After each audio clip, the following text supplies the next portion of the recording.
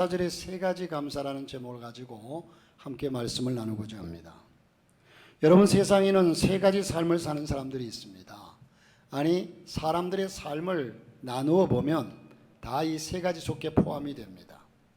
그 첫째는 자신에게 일어나는 모든 일들을 당연하게 생각하고 그냥 당연하게 받아들이고 그냥 그저 그렇게 살아가는 사람들이 있습니다.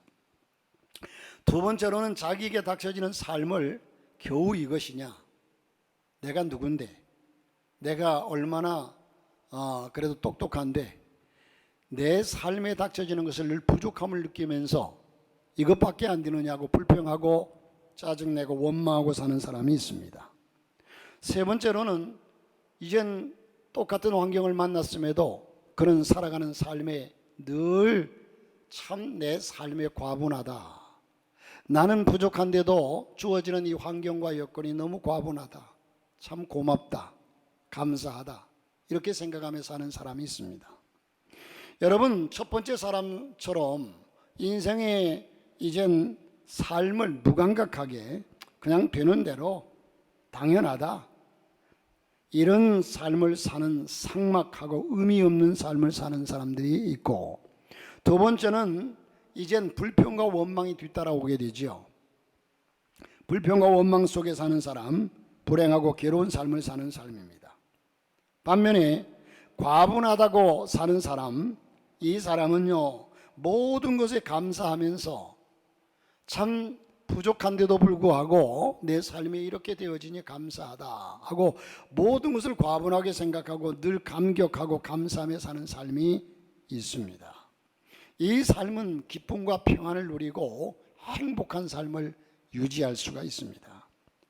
오늘은 맥주 감사절로서 그동안 우리는 힘든 세상살이를 살면서 감사를 잊어버리고서 삭막하고 각박한 삶을 살거나 불평하고 원망하며 살거나 또한 괴로운 삶을 자초하고 살아왔던 사람들도 많습니다.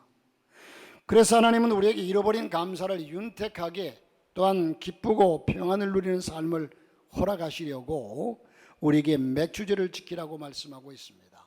하나님이 이스라엘 백성들에게 맥주제를 지키라고 말씀하는 것은 저들에게 감사를 잊어버리지 아니하고 하나님께서 감사를 받기 위함이고 영광을 받기 위함도 있지만, 그러나 사람의 삶의 원리 속에 이 감사와 감격이 없으면 행복할 수가 없어요.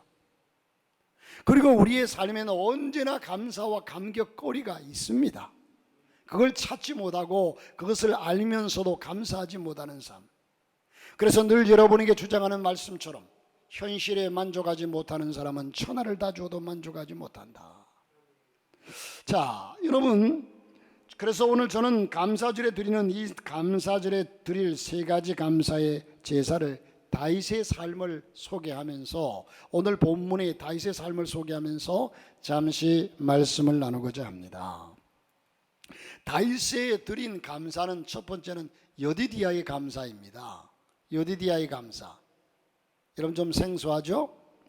다윗은 밧세바와 옳지 않은 관계를 가졌죠. 아이를 잉태했습니다. 그런데 하나님은 이 다윗의 죄를 징벌하시려고 그 아이가 태어나서 얼마 되지 않아 그 생명을 하나님 불러갔습니다. 다윗이 아이를 살리려고 금식하고 회개하고 기도했지만 그 아이를 결코 살리지 못했어요. 소용이 없었습니다. 그런데 밧세바가 이젠 솔로몬이 이 슬픔을 딛고, 그런데 다시 또한 이 밧세바가 아이를 잉태합니다. 다윗은 반가움과 두려움이 서로 엇갈립니다. 첫 번째가 자기의 죄로 인해서 면치 못했는데, 첫째가 이젠 그렇게 죽었는데, 둘째 또한 안전하리라고 하는 보장이 없습니다. 왜? 그 낳은 자식이 밧세바로 통해 나왔기 때문에. 생명은 하나님의 절대적인 영역이기 때문에 어떻게 할 수가 없습니다. 그런데 10개월 동안 불안하고 초조했던 다윗의 가정에 밧세바를 통해서 건강한 아이를 출생하게 됩니다. 건강한 아이를 출산했지만 그런데도 불구하고 이 다윗의 마음은 초조할 수밖에 없어요. 불안할 수밖에 없습니다. 왜? 첫 번째도 낳아서 얼마 되지 않아 죽었기 때문에 이 아이도 출산하긴 했지만은 언제 하나님이 불러갈지 모르겠다는 불안감이 그를 사로잡고 있습니다. 그런데 그러는 와중에 하나님의 선지자 나단이 찾아옵니다. 찾아와서 여호와가 사랑하는 아이이니 그 이름을 여디디아라, 그렇게 이름을 지어주고 축복해 주었습니다. 여러분, 사무엘하서 12장 25절에 보면 선지자 나단을 보내사 그 이름을 여디디아라 하시니 이는 여호와께서 사랑하셨기 때문이라, 그렇게 말씀을 합니다. 다윗은 이 하나님의 은혜가 너무나도 감사했습니다. 그는 불안과 초조 속에 이 아이마저 잃을까 봐서 그렇게 걱정했는데 하나님이 선자를 통해 가지고 말씀하시는 말씀이 걱정하지 마라, 내가 너를 사랑한다. 여러분, 건강하게 낳게 해주시고 주님의 종인 나단 선자가 와서 축복해 주고 은혜로운 이름까지 지어줬으니 말입니다. 그래서 날마다 아이의 이름을 여디디아야, 즉 하나님의 사랑아 라고 부르며 감사하게 됩니다. 이 여디디아라고 하는 말은 하나님이 사랑하신다는 뜻입니다. 여러분, 누군가가 나를 사랑하고 있다는 사실은 참으로 감사한 일인데 하나님께서 나를 얼마나 사랑하시는지, 하나님이 나를 너무너무 사랑하고 있다는 사실을 느끼는 사람만이 행복할 수 있습니다. 누군가의 사랑을 받는 사람은 행복합니다. 누군가가 나를 사랑하고 있다고 생각하는 사람은 행복합니다. 사랑하는 성도 여러분, 자식을 낳아서 어린 아이를 낳은 자식은 그 부모는 아이를 버릴지라도 하나님은 그렇지 않다고 했습니다. 하나님이 여러분을 사랑하십니다. 하나님의 사랑을 느끼십시오. 깨달으십시오. 하나님이 나를 얼마나 사랑하시는지.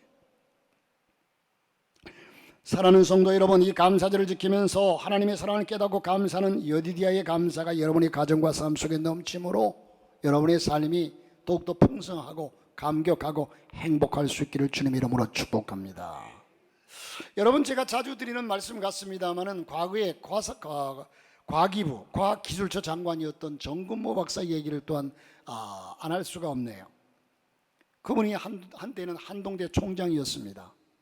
지금은 장로님이신데 그분이 쓴 나는 위대한 과학자보다 신실한 크리스찬이고 싶다라는 책이 있어요. 저는 그 책을 보고 참 감동을 깊이 받아서 이 말씀을 자주 전하는데, 이 책을 보게 되면 그에게는 아들이 하나 있는데 신장염, 콩팥이 좋지 않아 가지고 죽을 처지에 놓였습니다. 신장염으로 죽을 처지에 놓였어요. 그래서 자신의 신장을 띄워주어서 이식 수술을 해서 겨우 그 아들의 생명을 살렸습니다. 부모의 마음이죠. 그래서 자신의 신장을 떼어주어서 살렸지만, 그런데 오랜 투병으로 그 아이가 학교에 나가지 못한 이런 상황 속에서 학교 생활에 적응하지 못하죠. 그리고 어느 날 자동차를 몰고 나가서 자살을 기도합니다. 아버지가 신장까지 띄워줘 가지고 그를 살려놨더니 이제는 살만하니까 자동차를 끌고 나가 자살하려고 합니다. 그 가운데 겨우 살아났지만 그 후로도 2번이나 자살을 기도했습니다. 낙심합니다. 정근모 집사님은요, 어떤 권사님이 그를 찾아와서 이렇게 권면합니다. 집사님 아들보다 집사님을 걱정하세요. 이런 일이 아들에게 일어난 것은 집사님이 하나님 앞에 바로 서지 못해서 그렇습니다. 이렇게 권면해 주는 겁니다. 그렇다고 여러분, 모든 삶을 이런 식으로 해석해서는 안 되죠. 개인의 처지마다 상황이 다르고 하나님의 은혜가 다르고 하나님의 섭리가 다릅니다. 사실 정근모 집사님은요, 자신이 대학교 때에 세례를 받고 지금까지의 신앙생활로 집사가 되었지만 그가 거듭나고 성령 체험하고 하나님의 은혜를 그렇게 크게 느껴본 적이 없고 하나님에 대한 관심이 깊지를 않았습니다.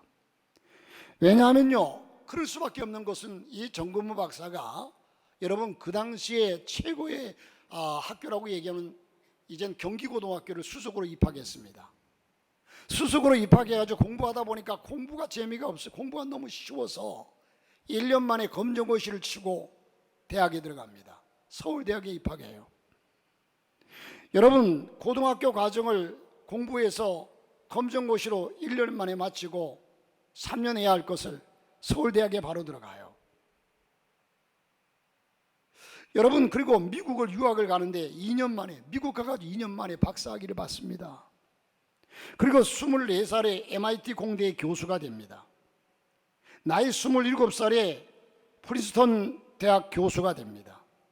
나이 32살에 카이스트 초대 부원장을 맡는 그의 삶은 승승장구하고 실패 없는 삶 때문에 열심히 노력하면 자기의 힘으로 무엇이든지 할 수 있다는 그런 삶으로 변화되었고, 하나님을 의지하는 생활의 필요성을 느끼지 못하고 그런 살아왔기 때문에 하나님을 그렇게 절실하게 의지할 필요가 없었습니다.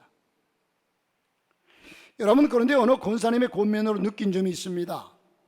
또 상황이 이제는 어떻게 변화되지 않으니까 마침 교회에 부흥회가 열려서 거듭나는 은혜를 사모하고 참석했지만 그것을 아무런 체험을 하지 못했어요. 느낌도 없습니다. 깨달음도 없습니다. 그런데 그 다음 주일 하나님 앞에 나와서 주일 낮 예배에 안내연으로 봉사를 하고 말씀을 듣는데 눈물이 비 오듯 쏟아지며 회개가 시작됩니다. 통곡을 합니다. 나중에 예배를 마치고 통곡하며 우는 회개의 은혜를 하나님께서 주심을 그는 뼈저리게 느꼈습니다. 몇 주간을 통회와 자복 속에 어느 날 하나님은 정건모 집사님에게 음성을 들려주십니다. 이 음성이 뭐냐 하면 하나님께서 너는 내 아들에 대해서 감사해 본 적이 있느냐라는 겁니다. 그래서 이 정건모 집사님은요, 하나님, 감사는 제 아들이 내게 해야지요. 내가 신장도 떼어주고 저를 낳아 지금까지 키우고 아픔 가지고 그를 키웠는데 아들이 내게 감사해야지 내가 아들에게 감사할 이유가 어디 있습니까? 맞는 얘기입니다. 그렇게 하나님 앞에 대답을 합니다. 그러자 하나님은 너는 지금껏 아들을 짐으로 생각하고 내게 너무나 큰 짐으로 생각하고 살지 않았느냐? 그런데 오히려 내가 지금껏 짐으로 생각했던 아들을 통해서 나를 찾고 나를 만나 구원의 은혜를 얻지 않았느냐? 내가 구원받지 않았느냐? 하고 물으시더라는 겁니다. 그 말씀에 한국 최고의 엘리트 정건모 박사는요, 자신의 모든 것이 산산조각으로 부서지면서 그때서야 고운 가루에 제물로 드려졌다는 겁니다. 지금껏 자신에게 짐인 줄 알았던 아들이 자신을 구원하기 위해서 오히려 아들이 무거운 질병의 짐을 짊어지고 있다는 사실을 생각해 보니까 너무나 불쌍하더랍니다.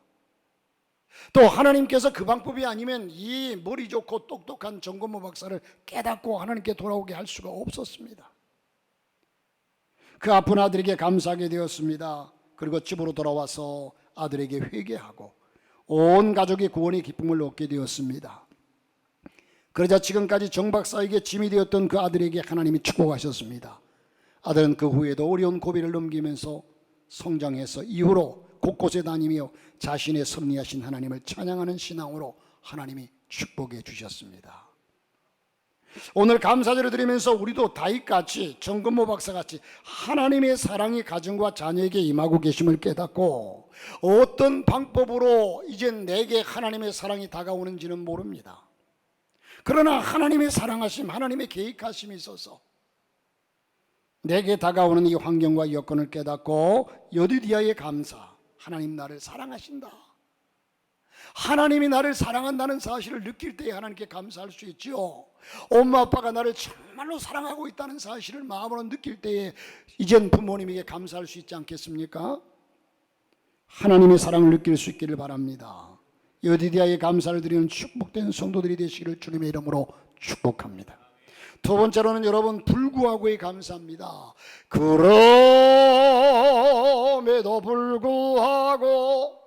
불구하고 다윗에게는요, 요압이라는 훌륭한 장군이 휘하에 있었습니다. 다윗 하면 요압이죠. 그때 요압은 암몬의 수도를 공격하고 있었습니다. 얼마 안 있으면 이 암몬의 수도가, 이 성이 함락될 시기가 되어 점령했습니다.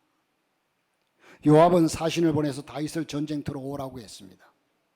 왜냐하면 자신이 공격해서 성을 얻으면, 몰락시키고 점령하면 자신이 명예를 얻을 것이기 때문에 이제 왕이 오셔서 공격해서 함락함으로 모든 영광과 역사적인 기록에 자기 대신 왕의 이름이 올라가기를 원하는 충성스러운 신하의 마음이 이 행적 속에 담겨져 있습니다. 정말 충신이죠. 사실 충신은 이를 두고 충신이라고 하는 거예요. 자기가 점령하고 자기 이름을 높이고 사람들에게 목에 힘주고 왕에게 돌아와서 내가 점령하였나이다 하고서 그렇게 자기 명성을 높여야 마땅할 사람이, 이 자기가 힘써서 그 성을 점령하고 그 성을 이젠 다 함락시킬 수 있는 직전에 왕을 오라고 해서 왕이 마지막에 그 성을 점령하고 왕에게 모든 영광을 돌립니다. 기가 막히죠. 그러나 사실 다윗은 이러한 충성된 신하의 충성을, 여러분 이 요압의 충성을 받을 만한 사람이 못 됩니다. 다윗 역시도. 다윗이 얼마나 훌륭한 사람이기에 그런 충성된 신하를 줬을까? 저도 생각해 볼 때에 정말로 하나님의 교회, 우리 교회의 성도들을 생각하면 정말로 나 같은 사람, 못난 사람, 부족한 사람에게 저런 성도들 허락하셔서 함께 신앙생활하게 하시니 너무너무 감사하다는 사람들이 많습니다. 여러분, 왜냐하면 자기 군사들이 전쟁터에서 사생결단의 전쟁을 하고 있을 때 다윗을 생각해 보면, 다윗의 신하들이 전쟁터에서 이젠 치열한 목숨의 위기가 오가는 그런 전쟁터에 싸움을 하고 있을 때 다윗은 왕이라고 평안히 궁궐에서 잠만 자고 있었거든요. 그러다가 하루는 왕궁의 옥상을 거니는 중에 어떤 여인이 목욕하는 모습을 봅니다. 그래서 그를 데려와서 아내로 삼는 과정에서 그의 남편이 누군가 하니 참으로 이 다윗에게 충성된 신하였습니다. 그런데 그의 남편을 죽입니다. 요압에게 편지를 보내가지고 그를 격렬한 전투에 투입해서 죽도록 만듭니다. 누구를? 자기의 충성된 신하를, 그 아내를 자기의 것으로 만들려고. 기가 막히잖아요. 요즘 여러분 특별히 이 일이 대두되어 가지고 그가 천민이라고 해도 이 일이 큰 죄악인데, 그는 지위가 높은 왕으로서 이런 일이 오늘 현실에 퍼졌다면요, 소문이 났다면 이 왕은 매장되어야 됩니다. 다윗은 이렇게 지저분한 사람입니다. 이렇게 악랄한 사람입니다. 나쁜 사람입니다.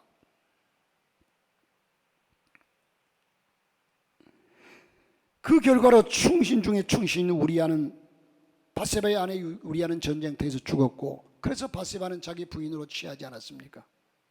바로 이 다윗의 비리를 너무나도 잘 아는 사람이 요압입니다. 왜? 요압을 통해서 내가 가서 그 우리아를 전쟁터 최적진에 보내가지고 죽여라. 알거든요. 요압은 알아요. 자기가 섬기는 왕이 어떤 존재인지. 얼마든지 다윗을 향해서 불충성을 해도 자신의 죄 때문에 말 한마디 못할 다윗의 입장인데, 그럼에도 이 요압은 그 모든 것까지도 다 순종합니다. 그래서 요압이 충신이죠. 그에게 이런 놀라운 충성을 받고 있으니 얼마나 감사한 일이겠습니까? 그래서 다윗은 이 하나님의 은혜에 너무도 감격해서 자기가 그런 존재임에도 불구하고, 자기 죄를 깨달으면서 그런 존재임에도 불구하고 이렇게 좋은 신하가 있고 또 이렇게 전쟁에서 승리할 수 있는 모든 여건이 주어지니 감사해서 감격해서 여호와는 나의 목자시니 내게 부족함이 없으리로다 하고 찬양하지 않습니까? 제가 며칠 전 수요일인가 금요일날 설교 중에 그런 얘기를 했습니다마는, 그날 엘리베이터를 타고 올라가다가 엘리베이터 안에 있는 거울을 쳐다보니까 제 모습이 보여요. 제 모습을 보면서 너 참 못난 놈이다, 참 못난 사람이다, 이런 제 자신의 모습이 참 초라해 보이고 부족해 보이고 누구보다도 부족해 보여요. 그런데 가만 생각하니까, 아니 이 못난 놈한테 성도들이 순종하고 따르고 주일임에 나와서 예배 듣고 제 메시지를 듣고 하는 걸 생각하니 참 기가 막혀요. 기가 막히면서 생각하니, 아니 어떻게 그럴 수 있을까? 어떻게 그럴 수 있을까? 라는 생각을 하면서, 하나님이 계시기 때문에, 하나님이 안 계신다면 너라는 존재는 아무것도 아닌데, 하나님이 성도들과 너 사이에 계시기 때문에 그 하나님의 백으로, 하나님의 은혜로 성도들의 사랑을 받고 성도들의 순종을 받을 뿐이다. 그래서 하나님의 은혜가 얼마나 큰지 새롭게 느꼈어요. 그래, 하나님이 아니라면 나라는 존재가 뭐라고 저들이 와가지고 순종하고 말씀 듣고 봉사할까? 하나님의 은혜가 너무나 크구나. 내게서 주 떠나가시면 내 생명 헛되네. 주님이 떠나가면 나는 아무것도 아닌 존재구나. 주님, 나와 함께 하시옵소서. 주님이여, 내 손을 꼭 잡고 가소서 하고서 새롭게 겸손하게 내가 주님께 늘 감사하며 주님과 살겠습니다 라는 그런 감격의 마음을 가져본 적이 있어요. 오늘 설교를 준비하다 보니까 여러분, 이 다윗을 두고 보니까 다윗이 참으로 자기는 그런 사람인데도 불구하고 이젠 하나님께서 그를 보호하시고 인도하시는 사실을 생각하니 감사하지 않을 수가 없습니다. 사랑하는 성도 여러분, 나는 부모에게 효도하지 못했는데 내 자식에게 효도를 잘 받고 있지는 않습니까? 나의 한 일과 봉사가 보잘것도 없는데도 불구하고 하나님께로부터 후한 칭찬과 복을 받는데도 우리는 이것들을 당연시 여기고 있거나 오히려 불평하고 불만하면서 감사를 잃어버리고 살지 않습니까? 사랑하는 성도 여러분, 이 모든 것이 당연한 게 아니라 은혜입니다. 우리의 삶이 보잘것없고 죄악으로 가득 차 있음에도 불구하고 때마다 일마다 채워주시는 하나님의 넘치는 축복을 잃어버리지 말고 사시길 바랍니다. 우리는 하나님의 은혜를 받을 만한 자격이 없는 자들입니다. 따져보면. 그럼에도 불구하고 하나님은 은혜 베푸시고 우리를 인도하십니다. 그 은혜를 깨달아 느낄 수 있기를 바랍니다. 이제 우리는 내가 부족함에도 불충성함에도 불구하고 아름답게 채워주시는 하나님의 은혜에 깊이 감사해야 할 것 같습니다. 초대교회 어느 부인이 새벽기도를 열심히 나가기 위해서, 여러분 새벽기도를 하려고 보면 시간을 맞춰야 하잖아요. 그런데 이제 습관이 되면 그 시간 되면 잠이 깨요. 우리 몸속에 이젠 모든 것들이 그 시간 되면 깨게 돼 있고, 그런데 그것도 또 쉽지는 않아요. 우리 잠자는 시간이 정확하게 그 시간에 자면 몰라도 요즘 현대인들은 그냥 들쑥날쑥 하잖아요. 저도 지난 목요일날 수요일날 저녁에 교회에서 예배를 마치고 수대실 들어가 뭘 하다 보니까 시간이 늦었어요. 그래서 아이고 교회에서 자야 되겠다 싶어서 게스트룸에 들어가 가지고 그냥 자다가 알람을 맞춰놨는데 4시 40분에 맞춰놨어요. 교회에서 자니까 4시 40분에 맞춰놨는데 이 알람이 울지를 않아요. 울지를 않는데 한참 후에 이제 내가 3시 몇 분 뒤에 잠이 깼거든요. 잠이 깼는데 아직 1시간이나 남았구나 하고 다시 잤거든요. 그런데 알람이 울리지 않는데 어디선가 찬송 소리가 들려요. 우리 임종민 장로님이 찬송 인도하는 찬송 소리가 들려요. 번쩍 깨가지고 후닥닥 일어나 보니까 5시간 넘었어요. 그래서 한 3, 4초, 한 5초 동안 내려갈까 말까, 장로님이 나가 인도하고 있는데 못 쓰가게 또 나가기도 그렇고, 아이고 부시작의 시간 또 앞에 나가기도 그렇고, 몇 가지 해서 아니다 그래도 가자 하고서 일어나가지고 내려오니까 장로님 찬송 2곡을 마침 부르길래 이제 찬송 부르고 나서 바로 설교를 했거든요. 그런데 나중 가서 보니까 아니 이 알람이 왜 안 울렸을까 하고서 올라가서 기도를 마치고 6시 반 돼서 이제 다시 올라가서 보니까 오전 4시 40분으로 맞춰야 되는데 오후 4시 40분으로 맞춰놨어요. 제 정신머리가 이렇습니다. 그래서 여러분 지금도 그래서 사실 현대인들이 이 알람을 의지하지 않으면, 옛날에 우리 어른들은요 닭 울음소리 듣고 깨어서 새벽기도 나왔거든요. 그래서 이 새벽에 우는 닭, 그래서 이 집사님도 닭을 사왔어요. 이 닭이 새벽에 울지를 않습니다. 아니 새벽기도 가려고 이 닭이 울어야 되는데 며칠을 지나도 울지를 않아요. 그래서 닭을 판 사람을 찾아갔습니다. 따졌습니다. 집을 잘 지어주었습니까? 예, 집 잘 지어주었죠. 사료는 제대로 잘 주었습니까? 예, 좋아하는 사료를 잔뜩 사다 놓고 때때로 넉넉하게 주었습니다. 암탉을 같이 넣어줬습니까? 예, 암탉까지 사다 이제 넣어서 한 쌍을 지금 기르고 있습니다. 부인은 모든 걸 잘했다고 당당하게 얘기합니다. 그랬더니 그 닭 장사의 대답이 걸작입니다. 뭐라고 얘기한 줄 아세요? 아니 아주머니, 좋은 집 있겠다. 먹을 것 넉넉하겠다. 암탉도 있겠다. 뭐가 아쉬워서 목청도 두고 울겠습니까? 뭐가 아쉬워서 울겠습니까? 하더랍니다. 사랑하는 성도 여러분, 우리는 뭔가 어려움이 있을 때 그것을 하나님이 이기게 해주실 때만 감사한 것이 아니라 이 귀중한 맥주 감사절기에 우리는 내가 부족함에도 불구하고 주신 하나님의 축복을 깨닫고 불구하고의 감사, 그럼에도 나는 하나님의 말씀대로 살지 못함에도 불구하고 하나님께서 내게 주시는 은혜, 여러분 그렇게 느끼지 않습니까? 저는 그렇게 느껴요. 나는 하나님의 말씀대로 이렇게 잘 사는데 하나님은 내게 주신 은혜가 너무 미약하다. 그렇습니까? 그렇지 않아요. 그렇지 않습니다. 그것은 그런 사람이 있다면 소크라테스를 찾아가세요. 그래서 소크라테스가 여러분에게 한마디 해줄 겁니다. 너 자신을 알라고. 마지막 세 번째로는 넘치는 축복에 감사가 있어야겠습니다. 넘치는 축복에. 자, 그러니까 이 모든 말씀은요, 저와 여러분이 어느 환경과 처지에 있어도 그 속에 하나님의 섭리가 있음을 깨닫고 하나님의 사랑하심이 있음을 깨닫고 감사하자는 거예요. 넘치는 축복에 감사하자. 사실 우리의 삶에는 복이 넘치고 있어요. 복이 넘치고 있어요. 저는 지금 생각은 20대인데 나이는 60대 중반이라 머리를 보면 허옇고 다 빠지고 소갈머리도 없고 이렇거든요. 그런데 옛날 제가 어릴 적을 생각해 보면 60대가 넘으면요 아주 나이 많은 사람으로 취급을 했어요. 제가 어릴 때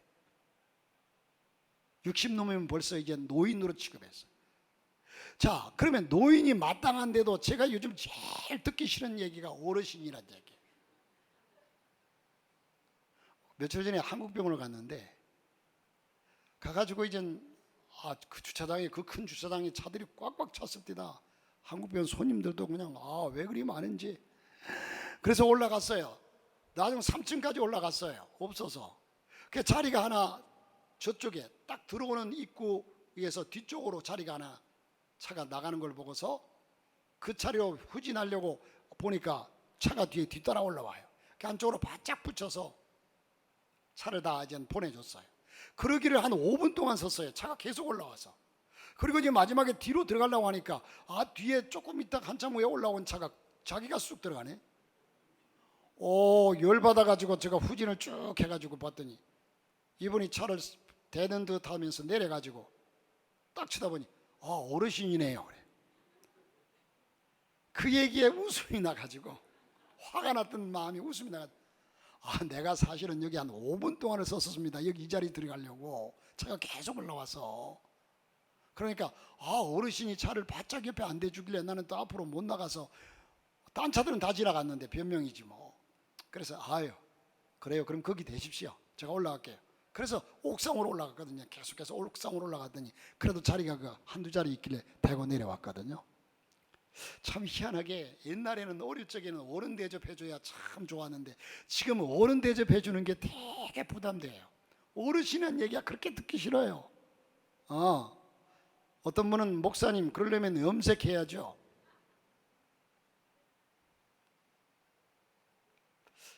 어느 날 갑자기 짠 하고 나타날 때가 있을 거야 아마. 저도 하고 싶은 마음도 많은데 목사님들은 전부 다 그래. 요즘 젊은 사람 좋아한다고 목사님 이 염색하라고. 목사도 젊어야 좋아한대요. 나는 젊어 좋아하는 것보다도 하나님의 은혜로 좋아하는 게 좋을 것 같아요. 자, 어쨌든 넘치는 축복에 감사. 어느 날 람바성을 다윗은 정복하고 성에 입성했습니다. 그리고는 성 안에서 암몬 왕의 항복을 정식으로 받아냈습니다. 그리고 암몬 왕의 면류관이 다윗의 머리에 씌워집니다. 면류관은 금 1달란트로 만들어졌다고 그랬습니다. 보물 중에 보물이었습니다. 암몬 왕의 면류관이 왜 다윗의 머리에 씌워졌습니까? 암몬 왕의 죗값으로. 그는 전쟁에 졌었기 때문에. 졌으면 어쩔 수 없어요. 나라가 망했습니다. 그렇다면 성도 여러분, 다윗은 죄가 없습니까? 다윗의 죄악 또한 용서받지 못할 죄가 있습니다. 그런데도 하나님은 다윗의 회개를 귀하게 여겨서 용서해 주시고 여디디아의 축복을 주시면서 부하의 충성된 봉사를 받게 하셨습니다. 그리고 암몬 왕의 면류관을 그의 머리에 씌워 주셨습니다. 이것이 하나님의 은혜와 축복이니 감사하지 않을 수 없습니다. 시편 23편 5절에 보니까 다윗은 주께서 내 원수의 목전에서 내게 상을 베푸시고 기름으로 내 머리에 바르셨으니 내 잔이 넘치나이다. 내 잔이 넘치나이다. 찬양하고 감사하게 됩니다. 사랑하는 성도 여러분, 다른 일은 실패했는데 나는 성공했습니다. 다른 일은 불행한 가운데 나는 건강합니다. 다른 일은 가난한데도 나는 먹고 살만하고 부유합니다. 풍족합니다. 다른 일은 멸망의 길을 가는데 나는 예수 그리스도의 은혜로 구원받고 죄사함을 얻었고 천국의 면류관을 얻었습니다. 그때에 여러분은 어떻게 생각하십니까? 나는 저들보다 선하고 나는 저들보다 의롭고 내가 그들보다 훌륭해서 그렇다고 생각하십니까? 아닙니다. 천만의 말씀입니다. 교만하지 마십시오. 하나님의 은혜입니다. 하나님의 은혜가 놀랍고 감사하다고 느끼고 넘치는 은혜에 감사하라고 오늘 이 말씀을 저와 여러분에게 주신 줄로 믿습니다. 하나님의 은혜입니다. 내가 잘난 것처럼 똑똑히 하지 마십시오. 하나님의 은혜입니다. 여러분, 프레드릭 레만 목사님은요, 시골에 아주 어려운 교회에서 목회하고 계셨습니다. 그런데 교회가 너무 어렵고 교인들이 없어서 생활비를 공급받지 못했습니다. 그런데 그는 생계를 위해서 치죽 공장에 직공으로 나가서 애를 쓰고 있었습니다. 교회의 성장은 뒤로 하고 목사이면서 목회보다는 먹고 사는 일에 더 힘을 써야 하는 그의 처지인지라 언제나 그의 마음은 너무나도 답답하고 안타깝고 그러다 보니까 그의 낙심 상태에 이르렀습니다. 내가 목사도 아니고 직장인도 아니고 이거 이래서 되겠느냐 하면서 참으로 안타까웠습니다. 현실도 그런 분들이 많습니다. 이렇게 살아가야 하는가 끊임없는 회의가 그의 마음을 엄습했습니다. 어느 날 그는 고달픈 오전 일을 마치고 아내가 싸준 도시락을 열었습니다. 거기에 자기 아내가 작은 쪽지 편지를 거기에 넣어둔 것을 발견합니다. 거기에 이런 말이 써 있습니다. 하늘을 두루마리 삼고 바다를 먹물 삼아도 한없는 하나님의 사랑 어찌다 기록할 수 있겠어요. 여보, 하나님의 사랑을 기억하고 힘내세요. 하나님의 사랑을 기억하고 힘내세요. 사모님이 우연히 준 글 속에 이 내용이 너무 감동이 되어서 힘든 남편의 마음을 위해서 위로하고자 도시락에 써놓은 겁니다. 레만 목사는 그 글을 읽으면서 목사인 자신이 먹고 살기 힘들다고 낙심한 것이 너무나도 부끄러웠습니다. 나를 위해서 예수님께서 독생자 예수 그리스도께서 십자가를 지시고 나를 구원해 주시고 더 놀랍게도 목사의 사명까지 주셨는데 하나님의 사랑을 생각해 보니까 오늘의 고통과 어려움이 아닌 축복으로 피부 깊숙이 솟아오르는 것을 느끼게 되었습니다. 생각해 보니 너무나도 감사할 것밖에 없더랍니다. 도무지 자신이 낙심하고 회의하고 좌절할 이유가 없는 것이었습니다. 그런 뜨거운 감동을 받고 그 즉시 아내의 편지의 구절을 인용해서 아름다운 신앙의 시를 만들었습니다. 그리고 거기에 아름다운 곡을 붙여서 하나님의 축복에 대한 귀한 감사의 찬송이 만들어지게 된 것이 304장 그 크신 하나님의 사랑이라는 찬양입니다. 하늘을 두루마리 삼고 바다를 먹물 삼아도 하늘을 두루마리 삼고 바다를 먹물 삼아도 한없는 하나님의 사랑 다 기록할 수 없겠네. 하나님의 크신 사랑 그 어찌 다 쓸까? 저 하늘 높이 쌓아도 채우지 못하리. 하나님의 크신 사랑은 측량 다 못하리. 영원히 변치 않는 사랑 성도여 찬양하세요. 여러분 이 찬양이 여러분의 마음속에 깊숙이 와닿아서 함께 느끼고 감격할 수 있기를 주 이름으로 축복합니다. 사랑하는 성도 여러분, 우리는 오늘 또 불평만 하고 살았습니다. 하나님은 우리에게 너무나도 넉넉하셨는데 우리는 너무나도 감사를 축복을 모르고 하나님께 인색했습니다. 우리 모두 놀라운 하나님의 사랑과 섭리에 진심으로 감사할 수 있기를 주 이름으로 축복합니다. 예수의 이름으로 구원해 주시고 그 이름으로 기도하면 죄를 사해 주시고 그 이름으로 믿고 구하면 넘치는 응답을 주시는 하나님의 놀라운 사랑에 우리는 다시 한번 감사가 있어질 수 있기를 축복합니다. 우리의 삶이 여러분 참으로 감사할 일이 너무나 많지 않습니까? 너무나 많지 않습니까? 옛날 생각해서 옛날에 그 돈 많을 때, 그 좋을 때 여러분 미련한 사람이에요. 과거는 흘러갔다가 지금 이 순간에 내가 이젠 하나님의 은혜 가운데 살고 있음을 하나하나 감사하고, 여러분 저와 여러분이 아무리 많은 것을 가지고요 환경과 여건 속에 살아가도 감사가 없으면 행복이 없어요. 늘 부족해요. 늘 부족해요. 욕심이 전제되니까 늘 부족해요. 그런데 감사를 찾으면 늘 풍족합니다. 이것도 감사, 저것도 감사, 풍족합니다. 그래서 행복합니다. 여러분이 가정에서도 직장에서도 불평하지 마세요. 감사거리를 찾으세요. 마땅히 불평할 일도 있죠, 사람인 이상. 그러나 감사거리를 찾으세요. 그러므로 여러분의 삶이 더욱더 수준 있는, 좀 가치 있는 이런 아름다운 행복한 삶이 되시기를 주님의 이름으로 축복합니다.